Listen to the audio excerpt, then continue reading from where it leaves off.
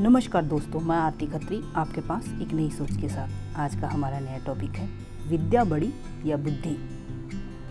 किसी ब्राह्मण के 4 पुत्र थे।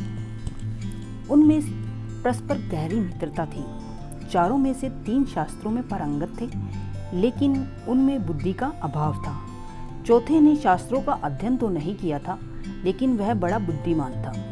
एक बार चारों भाइयों ने परदेश जाकर अपनी अपनी विद्या के प्रभाव से धन अर्जित करने का विचार किया। चारों पूर्व के देश की ओर चल पड़े। रास्ते में सबसे बड़े भाई ने कहा, हमारा चौथा भाई निरा अनपढ़ है। राजा सदा विद्वान व्यक्ति का ही सत्कार करते हैं। केवल बुद्धि से तो कुछ नहीं मिलता। विद्या के बल पर हम जो धन कमाएंगे, उनमें से इसे कुछ भी नहीं देंगे। अच्छा तो यह है कि यह घर वापस चला जाए। दूसरे भाई का विचार भी यही था, किंतु तीसरे ने उनका विरोध किया। वह बोला, हम बचपन से एक साथ रहे हैं, इसीलिए इसको अकेले छोड़ना उचित नहीं। हम अपनी कमाई का थोड़ा थोड़ा हिस्सा इसे भी दे दिया करेंगे। अतः चौथा भाई भी उनके साथ लगा रहा। रास्ते में एक घना जंगल पड़ा। वहां एक हड्डियों का पंजर था। उसे देखकर उन्होंने अपनी अपनी विद्या की परीक्षा लेने का निश्चय किया। उनमें से एक ने हड्डियों को सही ढंग से एक स्थान पर एकत्रित कर दिया।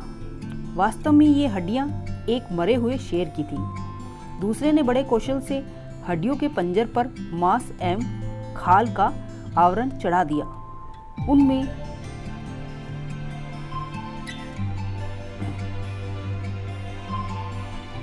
उन्होंने उसमें रक्त का संचार भी कर दिया। तीसरा उनमें प्राण डालकर उसे जीवित करने ही वाला था कि चौथे भाई ने उसको रोकते हुए कहा, तुमने अपनी विद्या से यदि इसे जीवित कर दिया तो यह हम सभी को जान से मार देगा।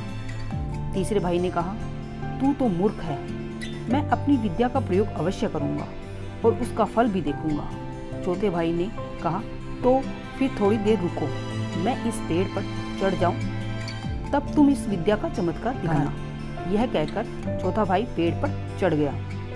तीसरे भाई ने अपनी विद्या के बल पर जैसे ही शेर में प्राणों का संचार किया, शेर तड़प कर उठा और उन पर टूट पड़ा। उसने पलक झपकते ही तीनों अभिमानी विद्वानों को मार डाला और गरजता हुआ चला गया।